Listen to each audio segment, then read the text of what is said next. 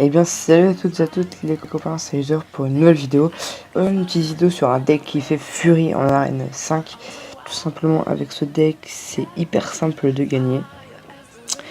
Donc directement je vais passer à un petit...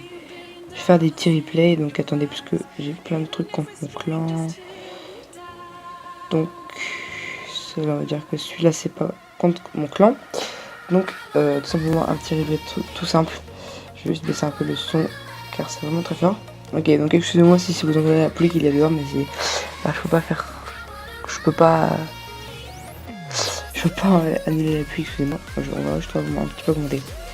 Donc, voilà, donc en fait le deck, le combo principal, je vais dire que c'est le... En fait, on peut faire plusieurs combos dans ce deck, c'est ça qui est vraiment très cool.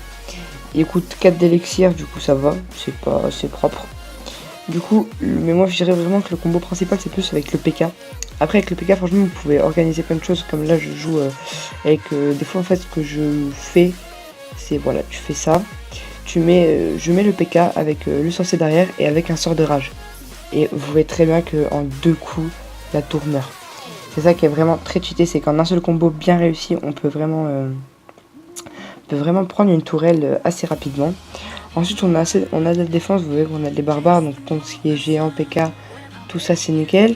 En plus on a la horde de squelettes, donc ça aussi c'est nickel.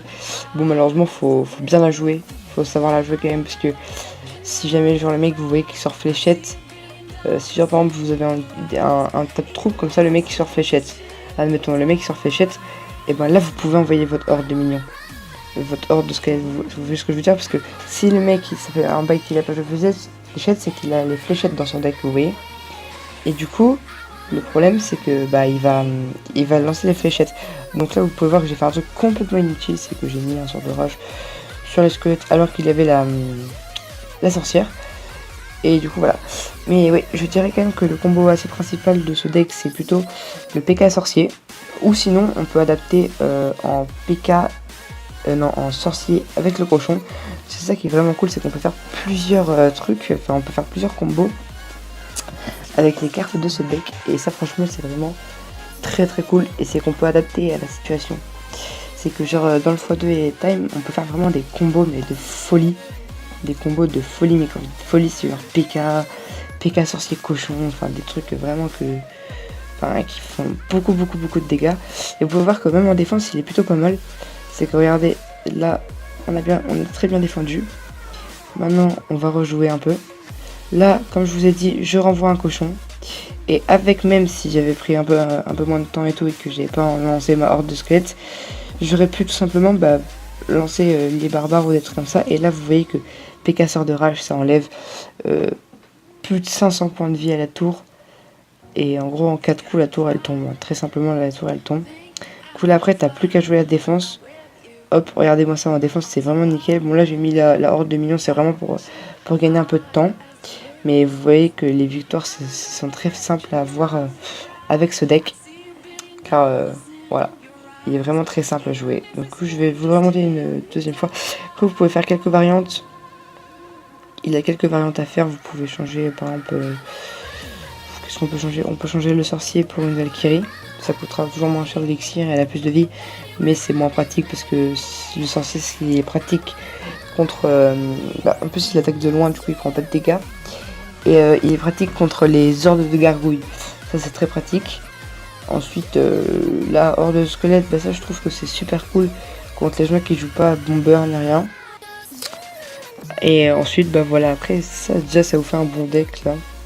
Parce que je sais pas vraiment par quoi est-ce que vous pourrez remplacer. Le truc qui est vraiment dommage par contre dans ce deck, mais bon, il y a toujours un petit truc dommage, c'est que si au pire si jamais vous jouez pas trop barbare, il faut toujours remplacer ça par la tour à bombe, parce que je sais que ce deck c'est ça qui est vraiment un peu chiant, c'est qu'il n'a aucune défense. Enfin oui, il n'y a aucune troupe défensif. Oula, je reçois un message très sympathique. Et du coup voilà. Et du coup il n'y a aucune troupe défensif, et puis enfin qu'un bâtiment défensif plutôt, je veux dire, j'entends par la tour à bombe, Tesla, Arkix, c'est de la merde, enfin aucun truc comme ça quoi. C'est qui est un peu dommage, mais bon, voilà, on peut s'y habituer, on peut faire avec. Du coup aussi, si jamais vous voulez venir Dans mon clan, c'est Gabloutre, vous voyez, donc là j'ai des potes qui tentent des petits records. Je sais pas trop, est-ce que ça c'est un record? On va regarder ça vite fait. Non, il ne me semble pas. Je vais voir ça vite fait. Non, c'est pas ça. Ok, donc voilà quoi. Du coup, c'est Taser pour une vidéo. J'espère qu'elle vous a plu. Si jamais elle t'a plu, n'hésite pas à t'abonner et à mettre un like, ça fera super plaisir. Voilà, on se retrouve pour une prochaine vidéo. Ciao tout le monde.